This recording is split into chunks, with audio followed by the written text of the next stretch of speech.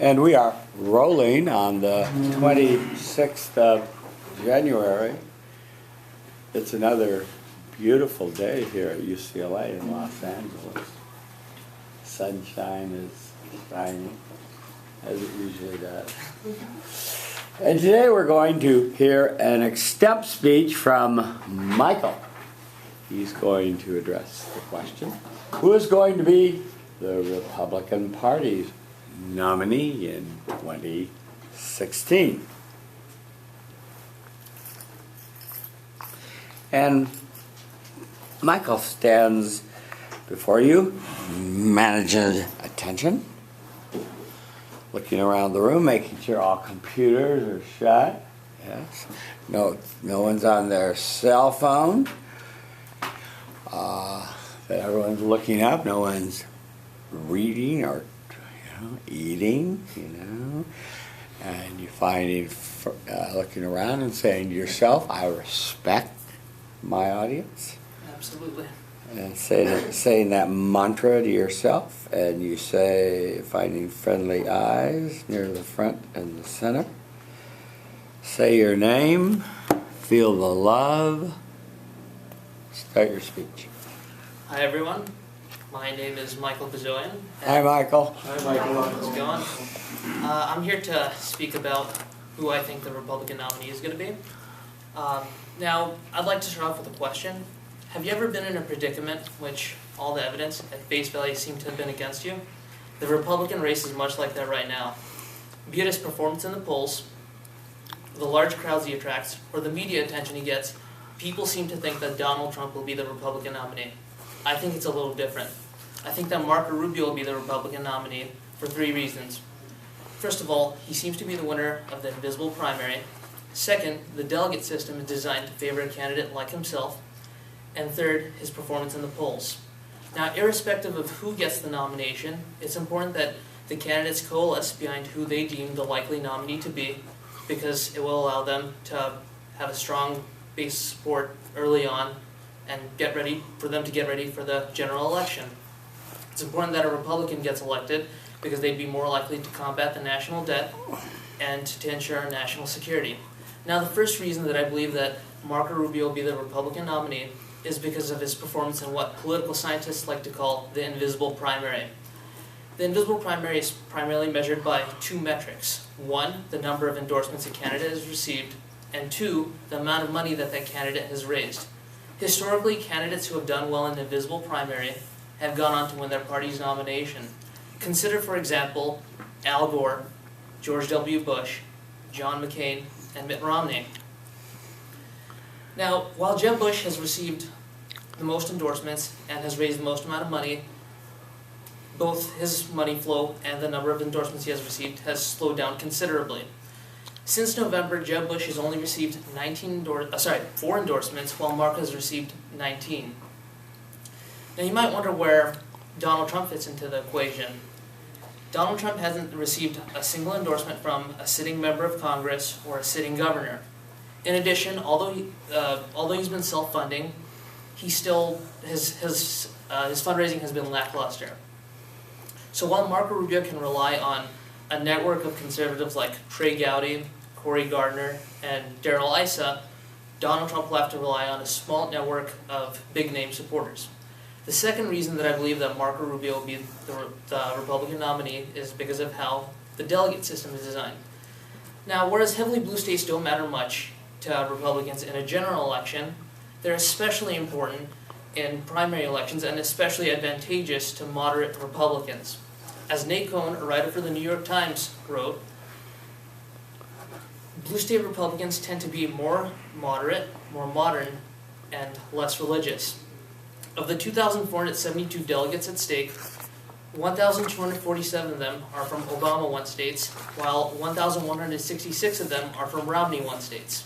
In addition, of the 2,472 delegates, 832 of them are from congressional districts, irrespective of how conservative or how liberal they are. This would mean that a district like New York's 15th district, in which 96.7% of the voting population voted for Obama, would have the same number of delegates as a district such as Alabama's 1st District, which 74% voted for Mitt Romney. Given that the blue states tend to have more weight, this would favor a candidate like Marco Rubio over a Tea Party conservative like Ted Cruz or an immigration hawk like Donald Trump. The third and final reason that I believe that Marco Rubio will be the Republican nominee is because of his performance in the polls. Now, while Donald Trump has been dominating in the national polls, and he's done well in pretty much all the state polls, he's been performing very poorly with his favorability ratings. Whereas Marco Rubio has been at the top or near the top in pretty much all of the favorability polls. The implications of this are huge. As candidates begin to drop out, they'll be coalescing behind the remaining candidates, all except for Trump. This will play right into Marco Rubio's hands because he draws the support of both Tea Party Republicans and establishment Republicans. In addition, even though we're this close to the Iowa caucuses, which are February 1st,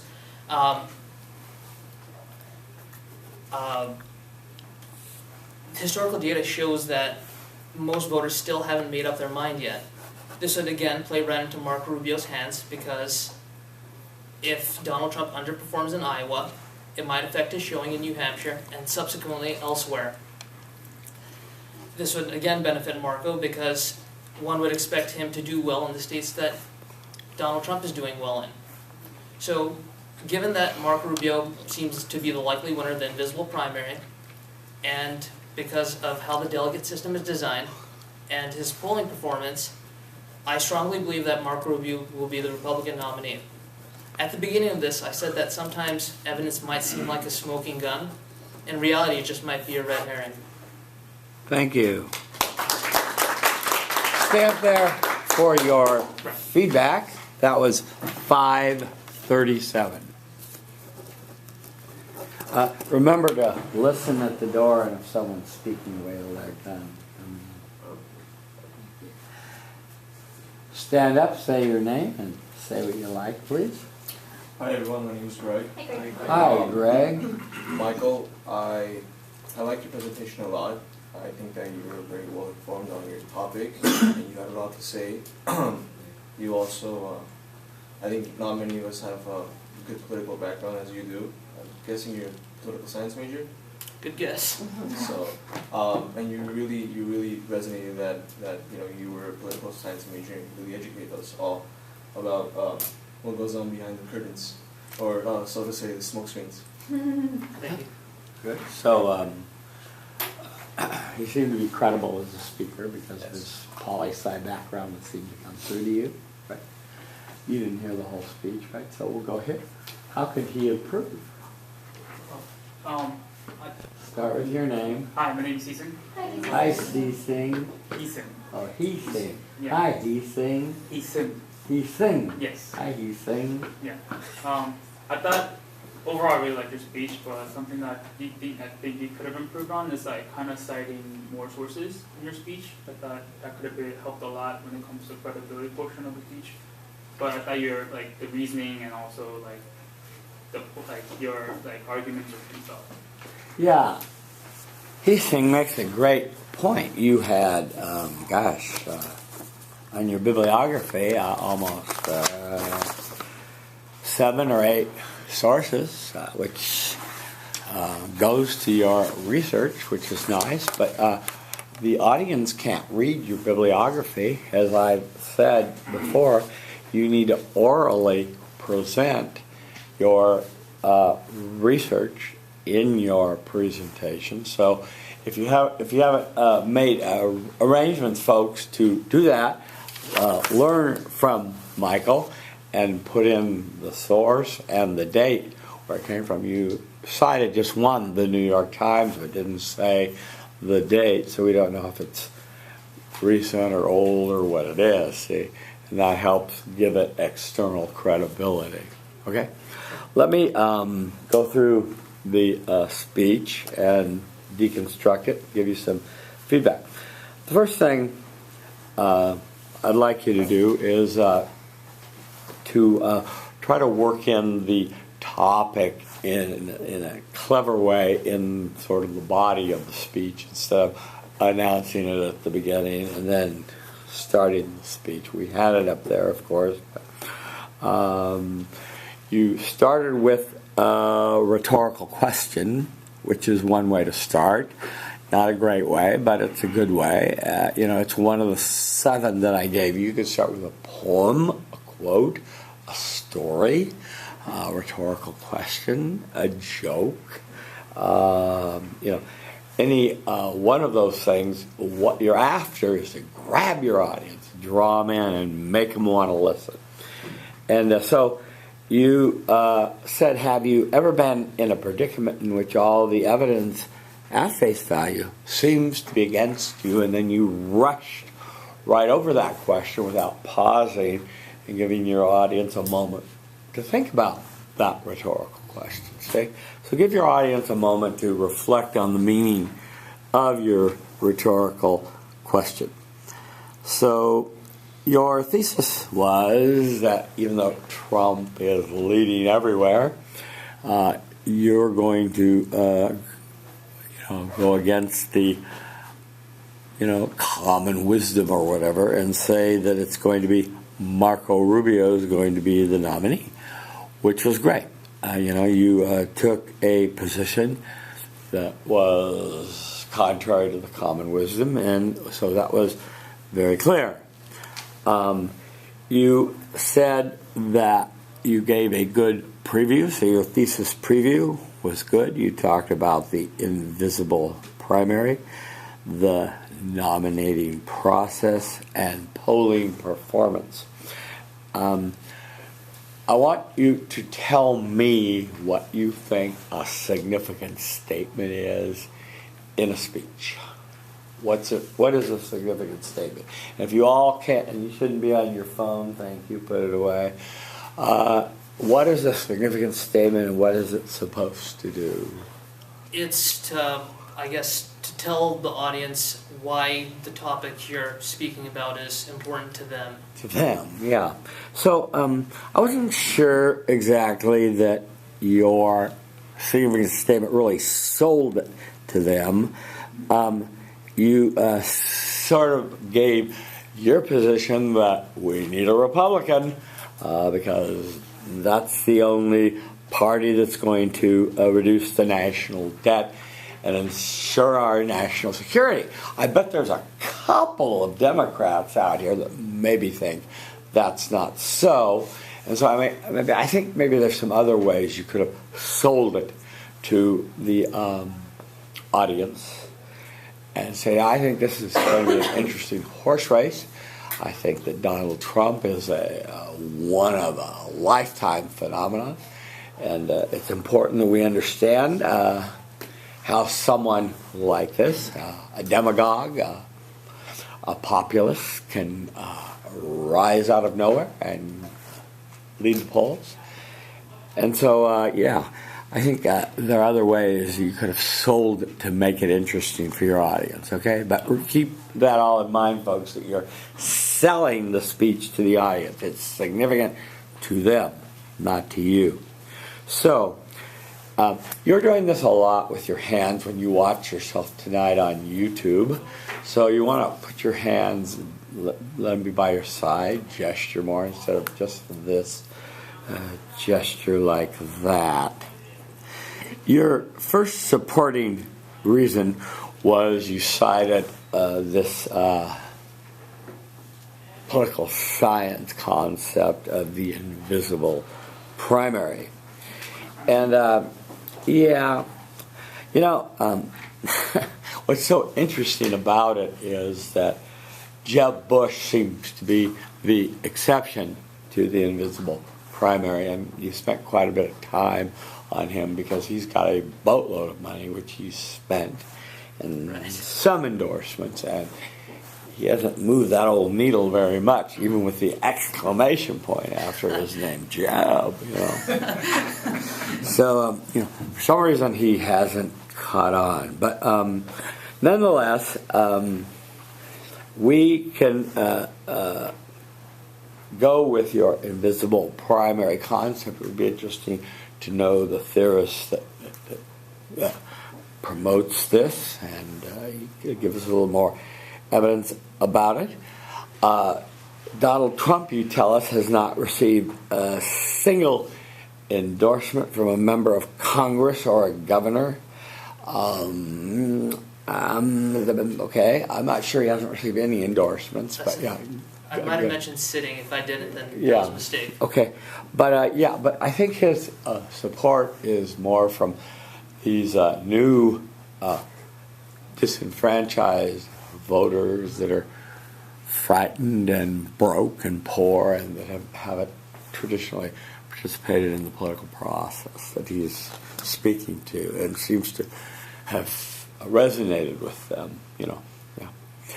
So on your second claim, by the way, and then you want to go back to your thesis and you say, so the invisible primary is the first reason why Marco Rubio will be the candidate. But there is a second reason, and that is that he has the upper hand in terms of resources. You tell us that delegates favor a moderate candidate, and you gave us this sort of thing about Obama and blue states and red states, and I started to wonder about how much relevance the Democratic information was to the Republican convention and their rules, right?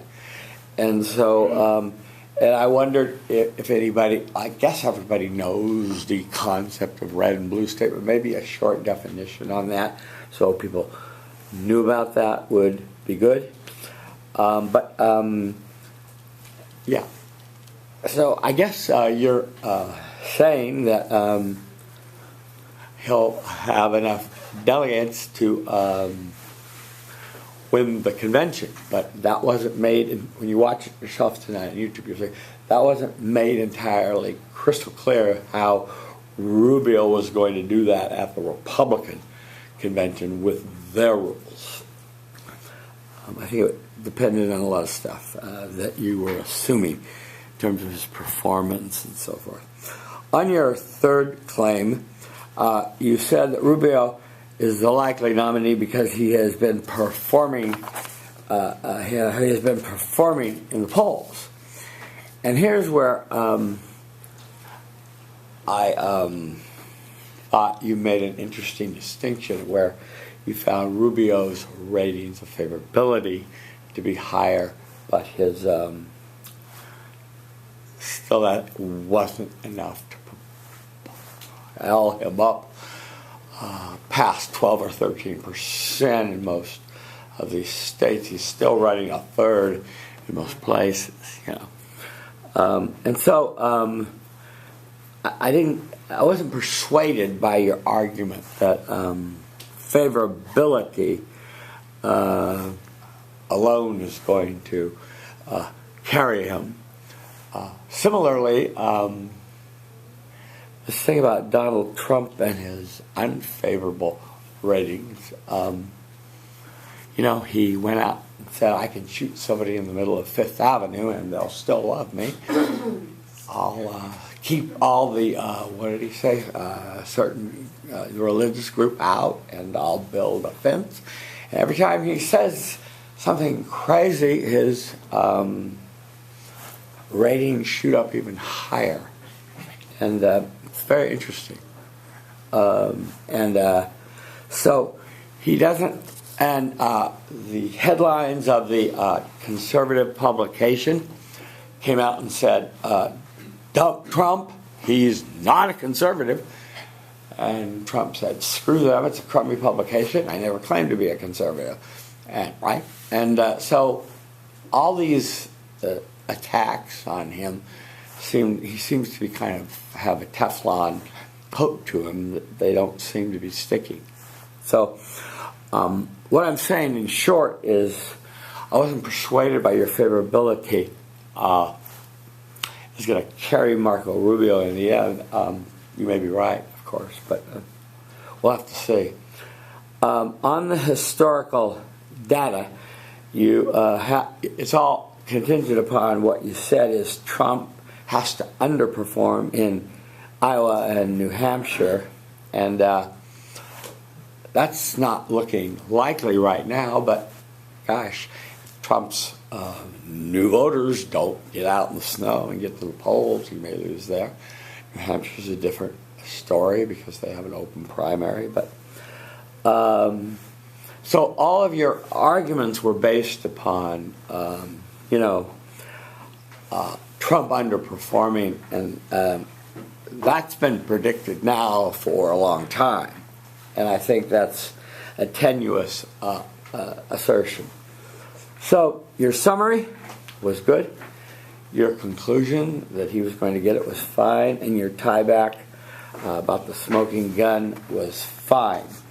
Now, you had a little time left, you had about a minute and a half. You could put more of your research and your evidence in and cite the dates. Also, I want to teach you how to walk during your speech.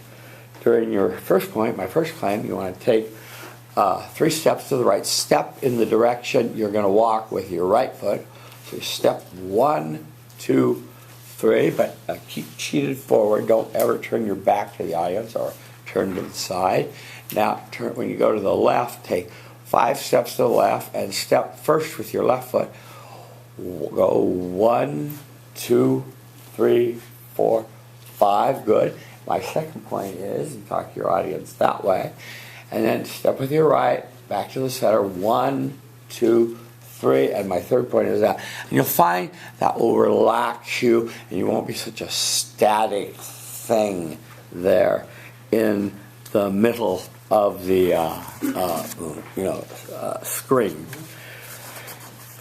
On the outline, there's a little thing at the bottom which perhaps I didn't explain called CANIs, which I ask you to list your goals. Your CANI stands for constant and never-ending improvement. I ask that you set 3 goals that you want to achieve in your speech. So what 3 things do you feel that you were most wanting to work on in this speech? In terms of my own performance, or yes, your own performance, yeah. I felt maybe I spoke too quickly, so right. I probably want to slow down my speed a little. Right. Maybe I could have walked more. In fact, right. Walked just even a little because I stood still. Right. And possibly, I guess, just provide more evidence. I had the information there, but I could have cited who said it and when they said it. And right. Good. Let me talk about your delivery. Work on, you do speak quickly and tend to slur your words. Work on an emphatic style of delivery. Go through your outline, yellow some key words so that you slow down and say, unfavorable rating. So that jumps out at us and we know. In terms of the stickiness of the speech, which I hope you're starting to look at your text and read, I think you had a pretty simple message that you didn't hem and haw. You took a position to your question. It's going to be Mark Rubio, so that was fine. And I think you had pretty simple support for that, so that was good. We were always looking in a speech for something to be unexpected, to grab our audience either at the beginning or in the middle of the speech or at the end, a trick ending, to grab us, to draw us in, to keep the audience's attention. So what did you design in this speech that was unexpected? Well, conventional wisdom says that Donald Trump has been leading the polls since maybe April, June. Yeah. So I took a stance completely opposite of that, said the guy who's in 3rd place and pretty much all the polls would go on and win the nomination. Okay, so your whole thesis you felt was unexpected. Okay, maybe that's okay. Review that section, that chapter on unexpectedness, and see if you can't do more or play more with that concept. This 3rd concept, we look to make something sticky, is where I felt you really, were lacking, and that's credibility. And you're as your colleague pointed out, you were very credible. You came through as a competent political science major that knew your stuff. but because you didn't cite your evidence for your support, that hurt the credibility of the speech a little bit. So that was a little bit of a problem. We also, the second thing we're always looking for is we want to be as concrete as possible and not get too abstract. And sometimes these poli-sci theories can get a little abstract. Blue state, red state, explain those. The invisible primary, explain what the concept is, who thought of it, how it works, so we don't get too abstract. And then after that, we want to make an emotional connection with our audience. And here's where I felt I didn't get a sense of passion from you about why this was so important. I didn't get your connection to the audience in an emotional way, that you really cared. This is more of a good workman's piece of work. You did this speech competently, but we want to always try to make an emotional connection with the audience. Would you think now how you might be able to do that more effectively, make an emotional connection with your audience? I probably have a clearer and better significant statement, so Yeah. just tie it in more to this is why it's going to affect you. I felt like I did that, but I didn't do a good enough job of doing it, so I said Okay. national security and our national debt, but well, our national debt is going to run us into bankruptcy, and we're going to end up like Greece or whatever. So I felt That's like going to affect each and every one of right, you. and I should have been more explicit. Your parents' pensions are going to run out, Right. and stuff like that. Okay. Also, I think that if you have an internal passion, if you feel strongly that we don't want I'll just instead of calling him a demagogue, I'll call him a populist. It's worrisome to have a populist become president like Donald Trump. That's my opinion. Maybe that could be your opinion too, and that could be part of your passion, which is to say, I fervently hope that Marco Rubio will be the nominee, because I think that Donald Trump and some of the policies that he's proposing would be disastrous for this country. It would rip this country apart and make us a laughing stock in the world. Say, stuff like that. Say, would get some passion coming out of you, and then we would connect with you. We would get your feelings about the question. Yeah. And then the final thing we're looking for in good storytelling, as you saw from Steve Jobs and etc., is stories and more stories. So the more stories you can tell, stories, campaign stories, stories about Marco Rubio, stories about Jeb Bush, stories about Donald Trump, stories about the wall, stories about banning all people from Islamic states or whatever. Stories really are a very compelling way to make your speech memorable and sticky. And that's what we're after. That's what we're trying to learn in this course this quarter, is to make our speeches sticky. Okay? Any questions or comments? No. Okay, good. Thank you. Okay, do we have another volunteer? Okay. Come on down.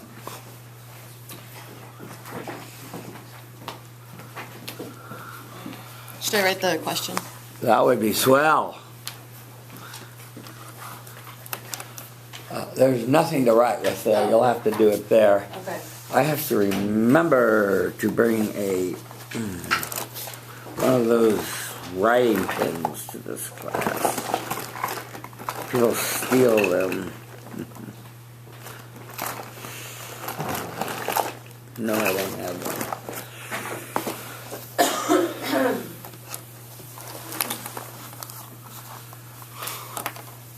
Are you scheduled to get the midterm today? Is that correct? Yeah. Okay, good. We'll see if that happens.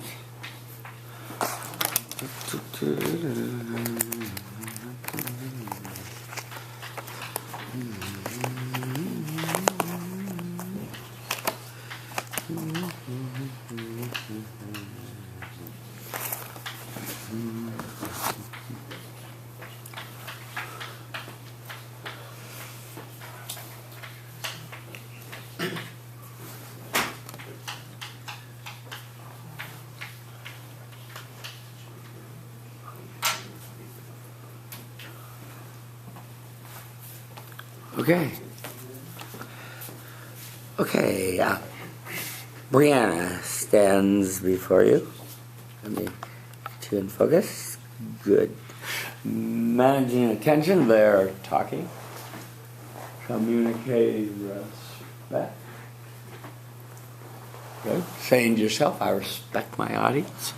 Finding friendly eyes near the front center. Say your name. Feel the love. Start your speech. Hello, everyone. My name is Brianna Cliff. Hi, Brianna. Hi. When I was 5 years old, I thought that Disneyland fireworks were going to kill me.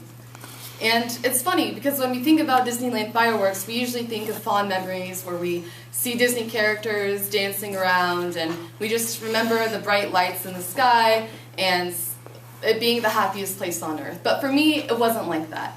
Disneyland fireworks were going to explode. I, in my mind, thought that they were going to explode all over me. I thought that the flames coming from the sky were actually going to land on the rides and that would be the end of my life. As it turns out, that didn't happen.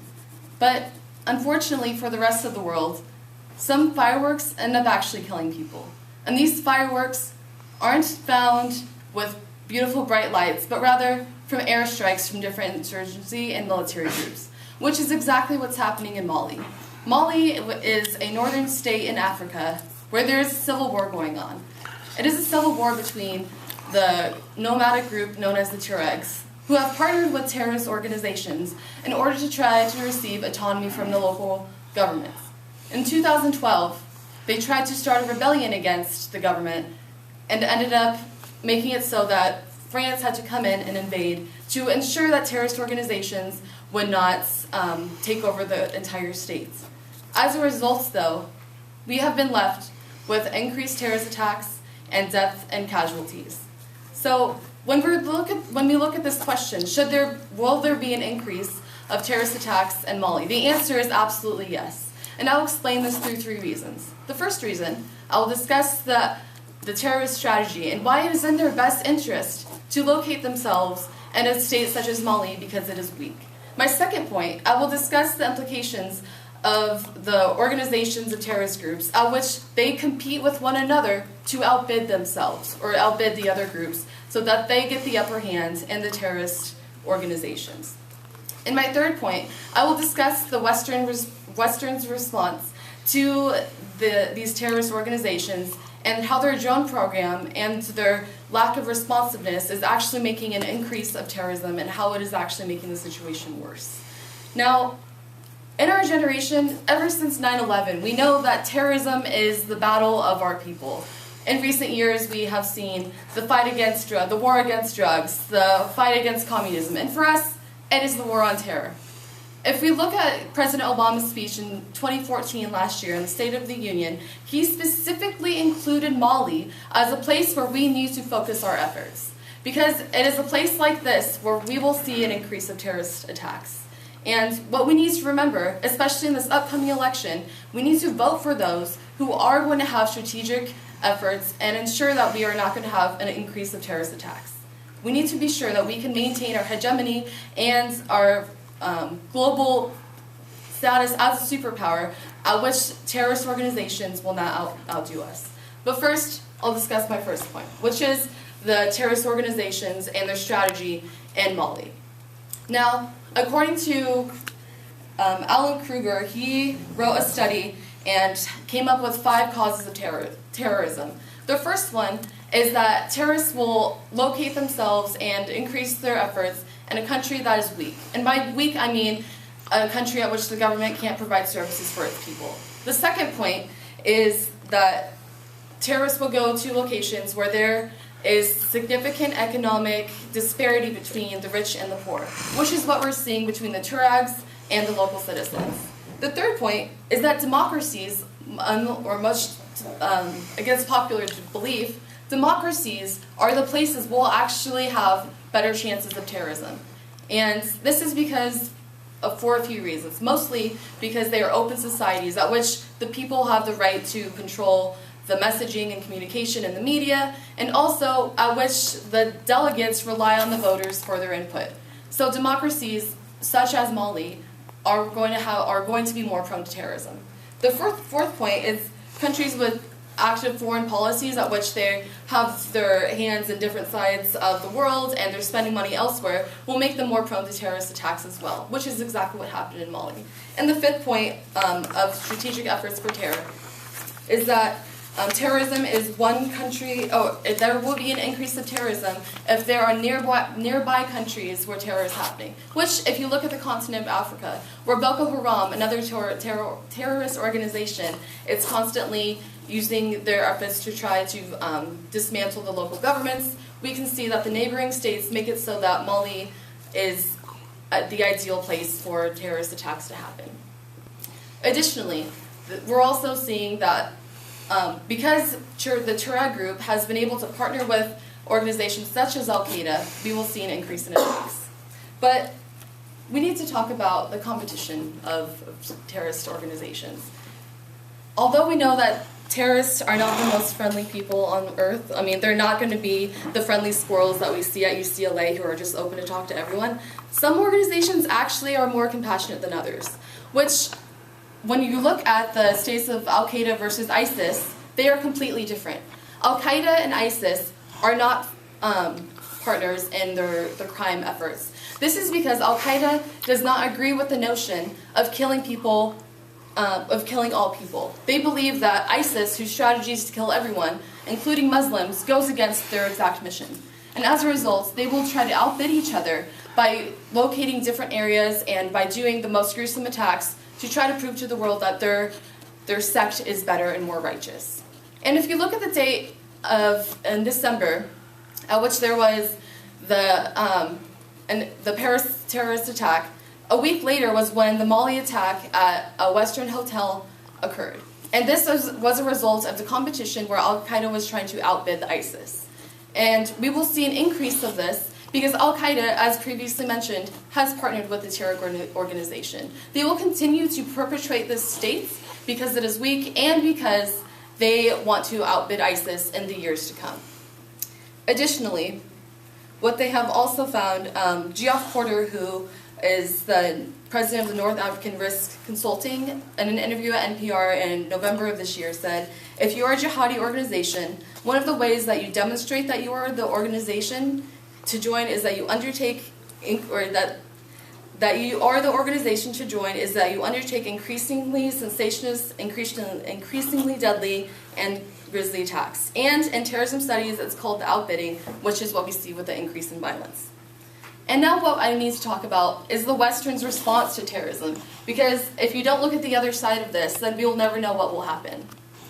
And Patrick V. Johnson, who actually did a study at UCLA which was titled The Impact of U.S. Drone Strikes on Terrorism, has actually proven that drone strikes do not decrease the chance of terrorist attacks, but they will decrease the magnitude. So let's go back to 2012, where we used airstrikes to try to get rid of the terrorist forces in Mali, right? What ended up happening is the Al-Qaeda group took all of their leaders in the Mali territory and put them in neighboring states so that they can continue planning and so that the rookies of the organization can live in Mali to actually do the attacks. This means that while they were in the midst of planning their tactics and while the airstrikes were going down onto the terrorist groups, they weren't able to conduct more suicide bombs, which require more training and more lengthy more time as well as more money. What they were able to do is conduct more IED bombs as well as local devastations to local businesses.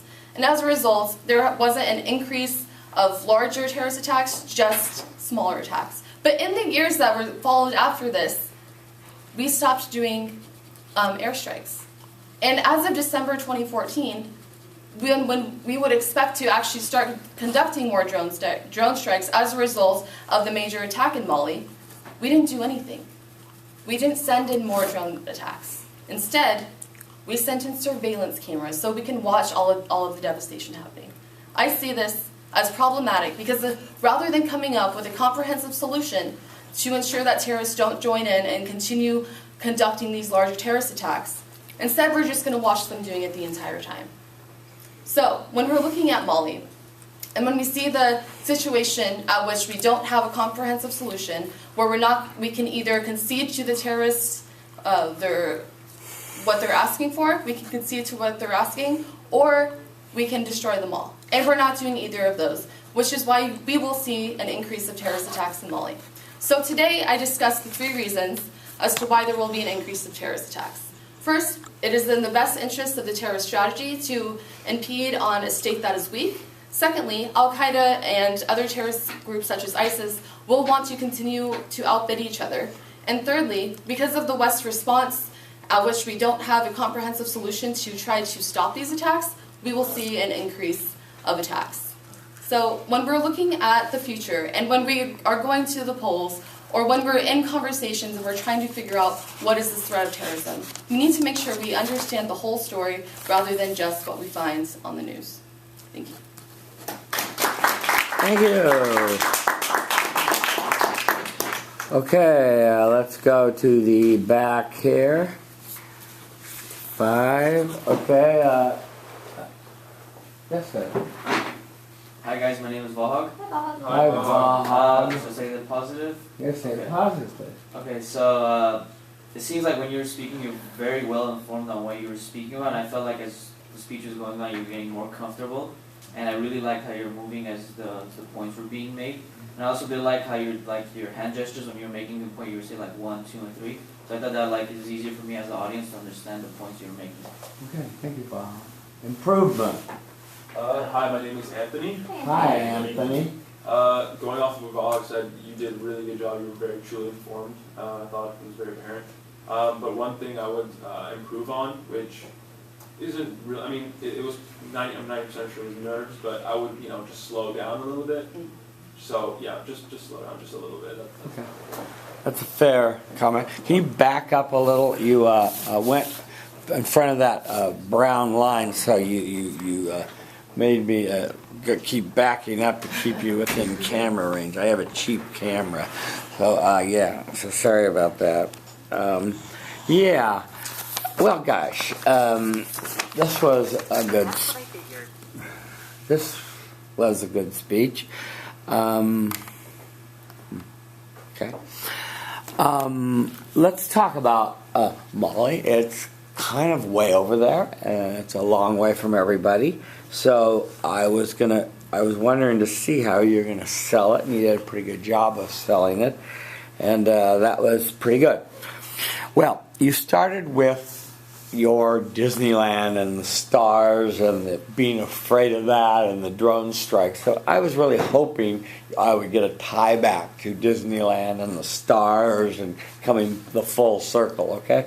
So, and link that back in with our lack of drone strikes now or something. So we have that sense, a better sense of the tie back. Good little brief, good but brief history lesson and backgrounder on what's going on. I don't think most people are up on Mali, so that was good. You nicely worked the question into the body of your speech. That's what I was talking about. I would have slowed down, even repeated it at that point. So, should Mali expect a rise in terrorist attack? The answer is absolutely yes. Be emphatic there, and so we really know your position. Your preview of terrorist strategy, ISIS versus Al-Qaeda, and our West response was good. On your SIG statement, it wouldn't even hurt to say, I think this is significant to all of you, to be that overt in making it that obvious, shall we say.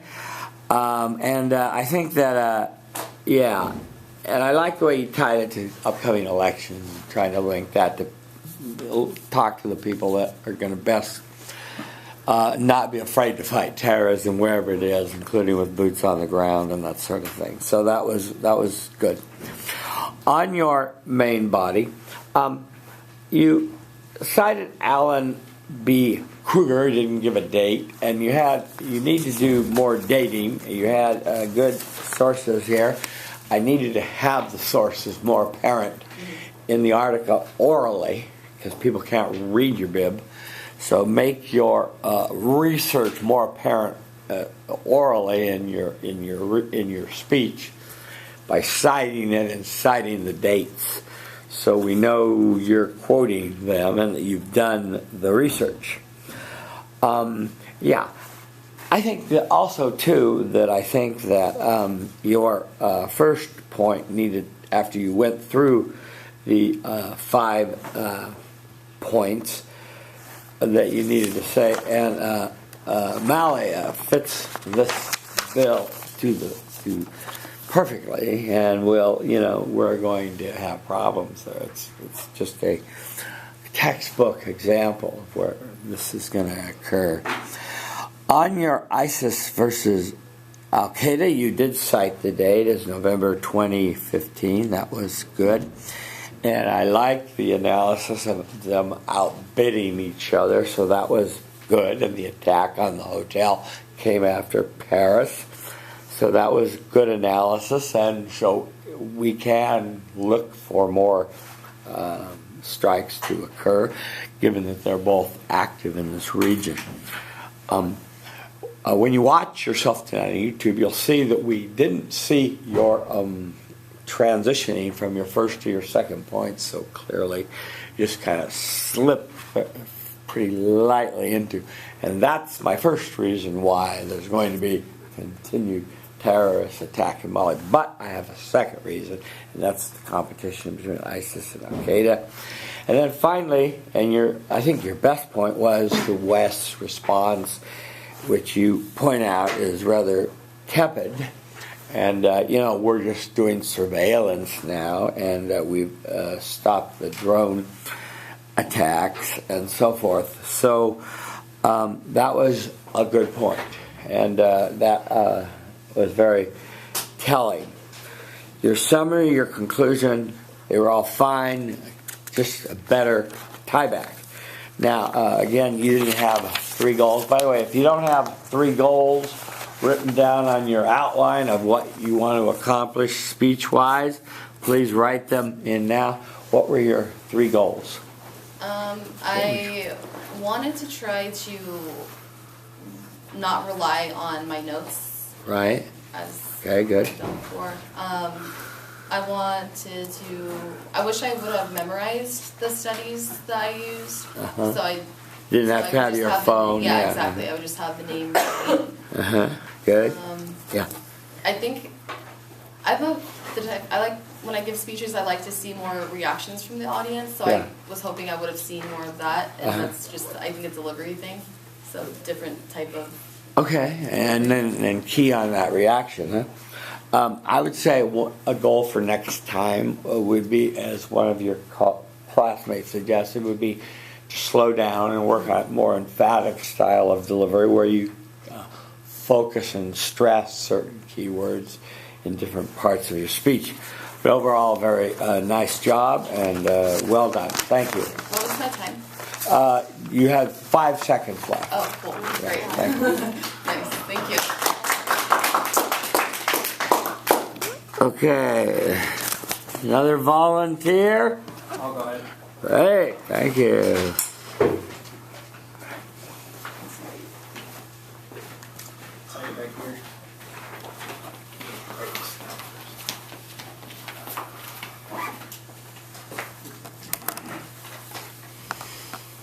Did everyone sign the roll, please?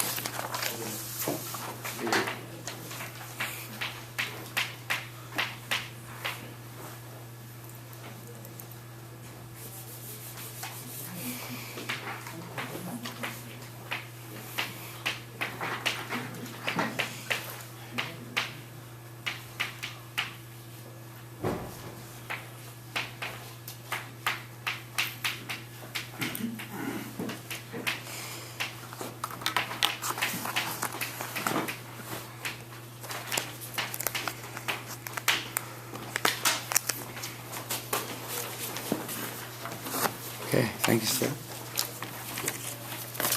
Thank you, sir. So he's been through the war. Try not to take a step forward, but don't come past that brown Right there. square, yeah. And you want to move 3 times, remember, Okay. on each of your major points. Step one more step forward, I guess, should be good. Okay, wait a minute, I have to change the camera. Okay, well, oh, there we go. Okay, good. And he stands before you, Jason, managing attention, communicating with respect, finding friendly eyes near the front and center. Undo your hands, say your name, feel the love. Start your speech. Hi, my name is Jason. Hi, Jason. Hi. In 2008, the American people elected President Barack Obama, largely in part on his campaign promise to end the war in Iraq and return control of that country back to the Iraqis. In 2011, he made good on this promise, bringing what was up to 170,000 troops back home after 8 long years of fighting in that country. However, since that point in time, Iraq's new democracy and security forces have struggled to control the violence between their Arab and their Sunni and Shiite Arab populations. And to make matters worse, in 2012, the Islamic State of Iraq and the Levant, or ISIL, I'm sure everyone's heard about them, rose from obscurity to capture control of almost half of Syria and a third of Iraq's territory. In response to this, President Obama sent thousands of military advisors back to the country, back to Iraq, to help train and support Iraqi security forces as they try to regain control of their country, of their lost territory. And in addition, the president has also authorized continuous airstrikes of ISIL targets, but he has steadfastly opposed putting large-scale ground forces back into Iraq to help stabilize the situation. This has prompted many to question whether this is the correct strategy, whether we ought to instead put boots back down on the ground to help stabilize the situation. They've started to doubt whether U.S. policy in Iraq is on the right track. My position is that the president is right, that our policy there remains on the right track, that we shouldn't put boots on the ground in Iraq to return large-scale forces there. And I have 3 reasons I'd like to share with you today to support that position. I believe this is a matter of significance for every American, this policy issue, because it concerns the obligation that our leaders have undertaken since we invaded the country in 2003 to depose Saddam Hussein and to bring democracy to the Iraqi people. This also is a matter of concern for the American people because it concerns our leaders' duty and responsibility to only put American troops in harm's way for missions that are significant and make a difference versus not doing those things. The first reason that I believe U.S. policy remains on the right track in Iraq is that it's important to maintain our withdrawal so that the Iraqis can develop self-sufficiency. When they agreed to the Iraq-U.S. Status of Forces Agreement in 2008, they signaled their willingness, their readiness to take full control, full responsibility for the security of their people and their country as U.S. forces began to withdraw. In 2011, once full withdrawal of all of our combat forces occurred, however competently or incompetently, they began the important on-the-job training of maintaining their public services and their self-sufficient policing of their territories. Martin Kobler, head of the United Nations Assistance Mission in Iraq, speaking to the UN Security Council on April 10, 2012, declared that U.S. withdrawal has given Iraq and the Iraqi people a chance at turning a page in history and asserting their full sovereignty. For that reason, I believe to return large-scale forces back to the country would only stop any progress that Iraq has made towards becoming a more competent democracy by making them, once again, fully reliant on us for their security. The second reason that I believe U.S. policy in Iraq remains on track is that the history of U.S. military interventions shows that the stability of Iraq cannot come from prolonged or extended military intervention. According to research compiled by columnist Jason Brownlee of the Washington Post on June 26 of 2014, in the 19 U.S. military interventions since World War II, there has been no correlation whatsoever between the length of U.S. military intervention and the prospect of a stable government or relative peace emerging from the state that we have occupied. Furthermore, history also shows us that stability and relative peace in a state that we have intervened in only comes under certain conditions. The first being where we have secured borders and acted as peacekeepers after costly international wars. Think the Axis powers after World War II, Italy and Germany and Japan, or South Korea after the Korean War. The other scenario where our intervention has resulted in stability is where we've deposed or supported individual state leaders while keeping the government that is existing there intact. Think Lebanon in the 1950s, the Dominican Republic, and Panama. Yeah. In cases like Iraq, where the government is wholly new, less than a decade old, and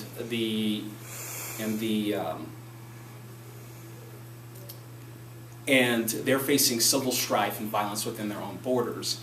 The military has had very little success in establishing peace and stable governments after our withdrawal. Think Lebanon in the 1980s, Haiti or Somalia in the 1990s. Given these results, it would be foolish to recommit American ground troops back to the ground in Iraq, because there's just not a history. There's nothing backing up, a track record backing up the prospect of success in our doing that. The last reason that I believe that our Iraq policy remains on the right track is that the president's strategy of supporting the Iraqi security forces in combating ISIL is starting to pay dividends. Philippe Hassan, reporting for the New York Times in November 28th,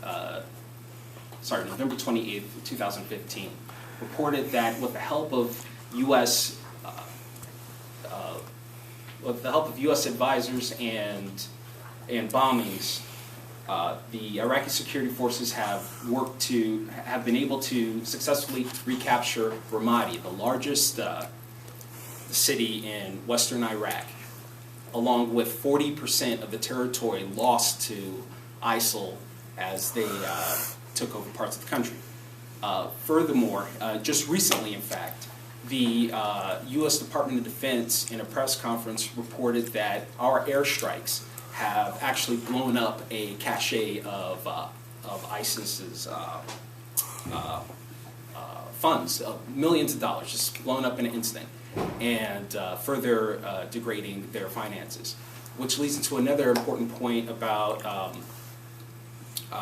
the UC San Diego professor Eli Berman reporting for Politico on November 29th, 2015, reports that the ISIL is facing grave financial difficulties and problems maintaining itself as a terrorist organization and as a self-proclaimed state nation. Their funds gained from looting and taxing local people and selling oil on the black market are drying up as refugees flee their territory and U.S. airstrikes blow up their infrastructure and caches of money, like I referred to earlier. Based on this, Eli Berman reports that he predicts that it's likely that they will actually collapse the same way that a recognized nation would collapse into a failed state. Given that fact, if we send ground troops back into the country, we may actually only reinvigorate their efforts when they may be facing an impending logistical and financial collapse, in addition to giving them valuable American targets to kill and a new narrative of occupation to use as a recruiting mechanism. In summary, I've shared with you 3 reasons why I believe that U.S. policy under President Obama remains on the right track. Considerations of Iraqi sovereignty and self-sufficiency, our history of military interventions since World War II, and our recent gains against ISIL in Iraq all provide compelling reasons for us withholding the reintroduction of American ground forces. I believe it's only been 4 short years since we've had a full withdrawal from Iraq. Let's not be so quick to change our minds, to put our troops back in harm's way, and to give up on the resilience of the Iraqi people. Thank you. Okay, 11:20. Jesus. Next time I ran through this, it was only like 6 minutes. Yeah, right. Well, next time I'll have to stop you when you get to 8, or anybody that gets to 8, Okay. if you can't. But I, let you finish today. Where are we? Here, yes, sir. Hey everyone, Michael. Hi, Michael. So I felt you were really well informed. You were thorough, and unlike me, you slowed things down. But I think that was a double-edged sword because you went over time. And at the same time, still, I liked how you were slow and thorough. You let the information really seep in. I guess my only advice would be use the same amount of facts, and you used a lot of evidence to support your claims. But I guess my suggestion would be use the same information, maybe speak a little quicker, and if you need to, just cut down on how much information you use so you could fit it within those 7 minutes. But otherwise, I really enjoyed it. Good, thank you. Right, thank you. Improvement. Hi, my name's Elsie. Hi, Elsie. Do I have to go right to improvement? That's right, we're on improvement, Elsie. You Go ahead, can make a positive It's all right. comment first if you'd like. I liked your imagery of boots on the ground. The concrete image that produced in my mind made it very easy to pay attention. And anytime that you used concrete imagery like that, I found it very effective. It kind of, refocused the attention and made it easier to listen. As far as improvements, the first thing I noticed was this is how you talk. With this one hand. Yeah, someone in another speech class told me that I talk like an Italian grandmother. Okay, yeah. So you use the gesticulations, which is great because you're not standing like this. But the fact that it's the same one kind of can make it lose its impact because it's, really one. And then the other one was, I think you did this when you were giving examples at one point when you were talking about the history. Your tone began to vary. You said, think for a second. And you started to speak a little bit faster and a little bit higher as a way of getting our attention and getting us to think for a second. And I think you could have varied your tone in that manner a little bit by speeding up on parts you thought were really important, or maybe for really getting slow on parts that really needed that, rather than having the same tone the whole time, which was a good tone. It was a good speed, a good volume, but I think some variance would have made the speech a little easier on the ears and a little bit more engaging for a listener. Yeah. Okay, thank you, Elsie. I'm sure I basically spent all my tone and pace trying to remember my speech. Yeah. Yeah. I mean, impressive with the no note card. That was Yes.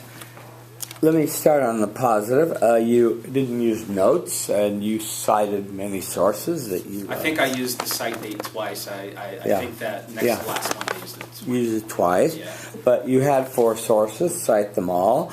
That was excellent. I think that just a few more times of going through the speech and practicing it, and you wouldn't have had such a ponderous delivery. We're just kind of inching along with it, you know. And it really needed to speed up at times, slow down for your key points, and emphasize key points. I do agree, though, that there was no question what points you were making. They were able to sink in. You, let me tell you about your time allocation, and maybe this will help you. Your introduction lasted 3 minutes. You didn't get to your main body until 3 minutes had elapsed. Yeah. So that was because that was way longer. I mean, I cut everything out. Like I had some background. Right. Okay. Good. Well, your history lesson was good, but it could have been much shorter. And get us right to the thesis and to the SIG statement, which was pretty short, but you didn't get there finally until 3 minutes. And then I knew it was going to be tough getting through the density of your main body. When you find yourself in that kind of trouble, then don't put your second point in of each of you had 2 supporting points for each of your points, so leave the second point off and just move on. To get through it, that would be a good idea. You took a lot of you placed a lot of emphasis on the idea that President Obama had a campaign promise to bring the troops home and end the Iraqi war, which he did. Some have argued that he brought them home too soon, that he should have left a residual force to not allow the chaos that ensued happen. But that's water over the dam now, and the other argument was that we should not have prohibited all the Baaths from holding office and knocked them all out and pushed them into the ISIS. Believe me, I would have. I was originally going to go down that way, and then I was like, man, now I've got to go all the way back to the way they shoved this country together with essentially three countries, and that's like before World War II. And and none of that. I can't, that's just going to get me in the weeds, and so I just. That's right. So you got out of that. So on your first reason, you talked about the self-sufficiency of this fledgling Iraq democracy. And guys, I hope you're right, but I wonder.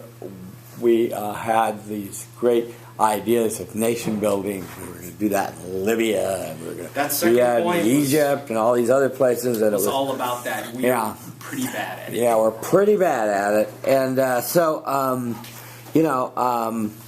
but you did quote this fella at the UN saying, "Now it's time for Iraq to turn its page and have its own sovereignty." So, yes, we left them alone to fend for themselves, and didn't go so well. Yeah.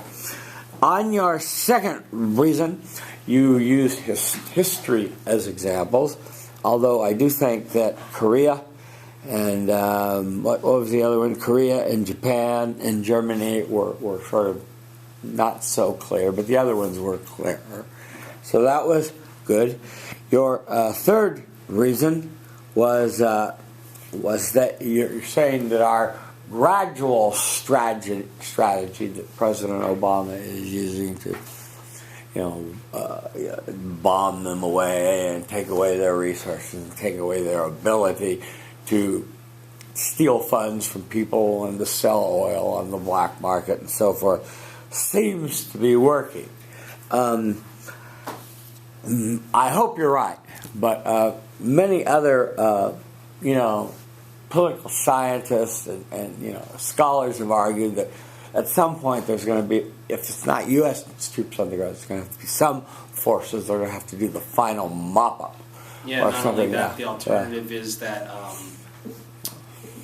if maybe we'll collapse ISIL, but their personnel will still be there. ISIL used to be Iraq, used to be, like you said, the former Republican Guard, because we disbanded them all instantly with no jobs, and they still have their guns. And Exactly right. So I mean, you know, that's part of the reason why I went down my road, is like, you're never going to take that away unless you're just going to try to ethnically cleanse the